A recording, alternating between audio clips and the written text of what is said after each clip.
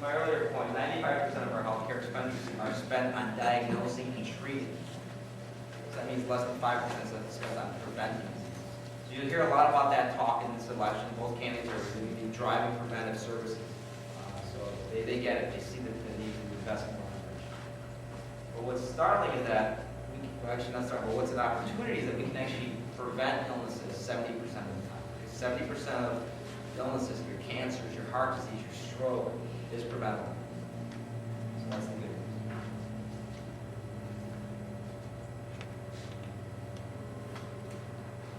All right, going forward here, now you got a kind of idea of how we got to where we're at today, and the bottom line is that we do need to be more proactive in our health, but also more proactive in how we think about spending money on healthcare. I'm going to take excerpts out of a book that was written by Dr. Oz and Dr. Boysen. They wrote a book called View the Smart Patient. You may have seen Dr. Oz on Oprah. He's also wrote You Are on a Diet, and he wrote a couple other books. But in their clinical experience, they're more or less taking things that are almost commonsensical, but also clinically tied, helping us make the right decisions. So I'm going to start off, with this quiz. What's the most important thing that you need to bring to the doctor's office? Living will, your spouse, health profile, $50 bills, they see you longer. Photo of yourself in your phone. Anyone? Right on, health profile. So why is that? Why is the health profile important? Again, doctors don't have a lot of time in the day to spend with you. If you can be prepared with your personal data, your existing conditions, your current health, what your current medication is, your medical symptoms, your labs, your family history, any screenings, which you guys have done. I think for the most part, most of you guys have been through the clinical health assessments and emergency contacts. Have that ready for them, and it just speeds up the process for making sure that you actually get the right amount of care in the right amount of time. You have tools available to you to actually compile all this. You can go onto your health plan at MyMidwestSecurity.com, and not only is it an access for a lot of health content, but you can pull on your claims. If you're seeing a new doctor, maybe get your claims history so they can understand what you've been through. Your clinical health risk assessment. Many of you have gotten that packet in the mail, your personal health report. But what's also valuable, if you go onto the web portal, your actual LabCorp labs are there. And those are the labs that your doctor would normally order anyway when you go on for your annual history and physical. You can fax that right over to the doctor. Save time doing that. So that's a snapshot of the report. I think most of you have received that. But yeah, you can go online to either web portal, and you can actually take those tools to compile your own personal health history. So before you actually go to a doctor, you need to find the right doctor, right? That's the challenge. Because, what do they call a doctor that graduated last in his class? Doctor.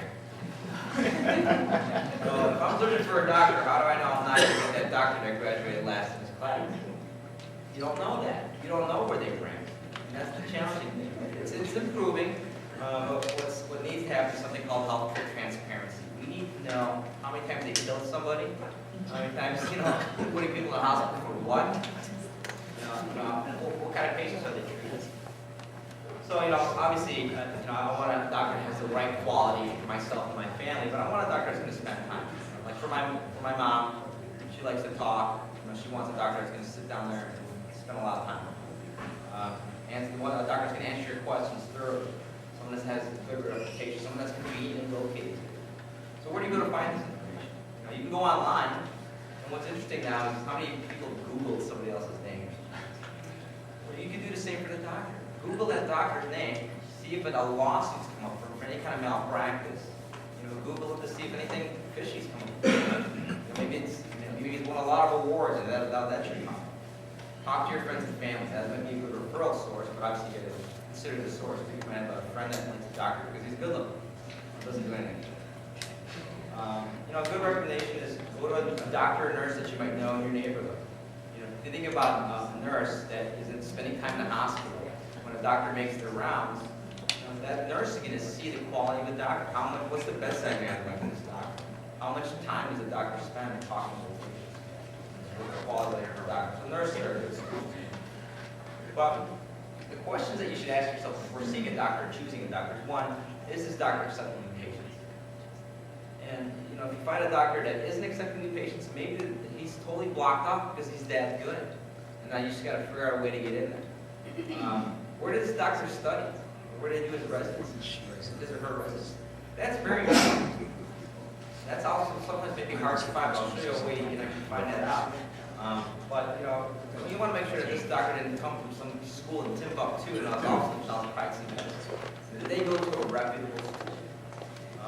Are they board certified? So once they finish their medical school, and they finish their residency, and maybe finish their fellowship, they need to take an exam to be board certified.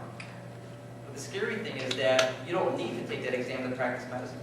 The minute you finish your medical school, you can practice medicine. But it's those that take the next step to take their exams to be board certified. Take a look at that. Does the doctor have hospital admitting privileges in your local hospital? You may love this primary care physician, but maybe something happened where he can't admit in that hospital as near you. So you got to find out. For some reason, you had to go to that hospital, you want that doctor to come there. You have to find another doctor.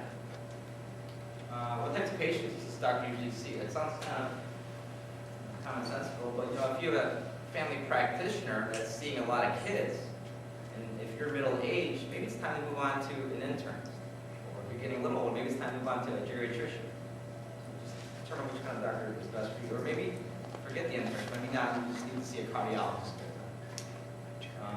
But who typically cares for the doctor's patients when he's not here? So doctors need to take vacations, right? So what's his background? And then I think an important thing: is he in your network? So here's how you can actually go find these things out. What's nice is that you're part of the United Healthcare Options PPO network. You can access that through MyMedical.com.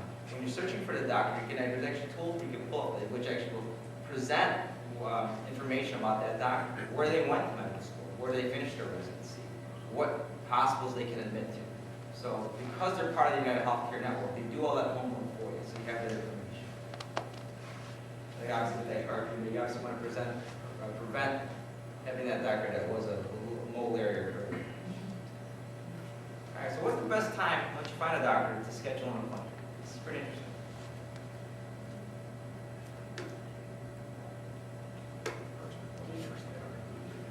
D? Weekends? Low D? D. Very smart. The reason for that is what does the doctor do on a daily basis?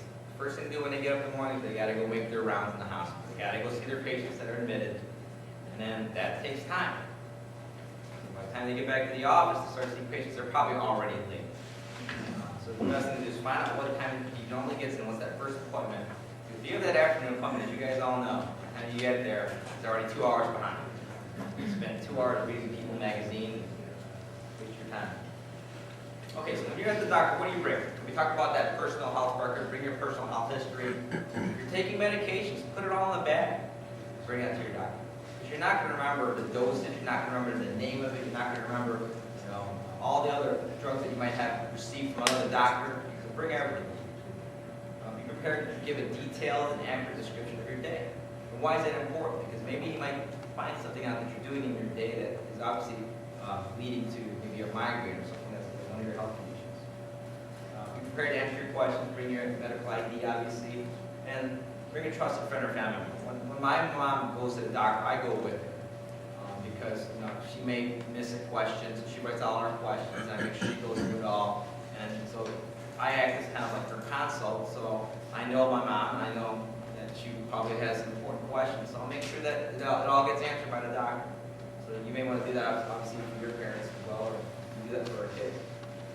Here's 4 nice questions that Dr. Oz and Dr. Boyce bring up that are very important. Have these questions ready. What's the problem that brings you to the doctor today?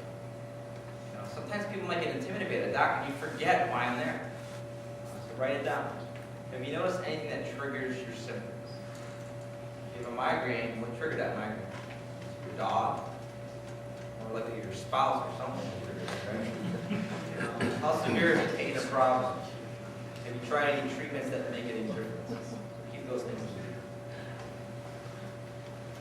Okay, so your doctor asks you to go through a medical diagnostic test. What are questions you should definitely ask for? One, should you ask, is this test accurate?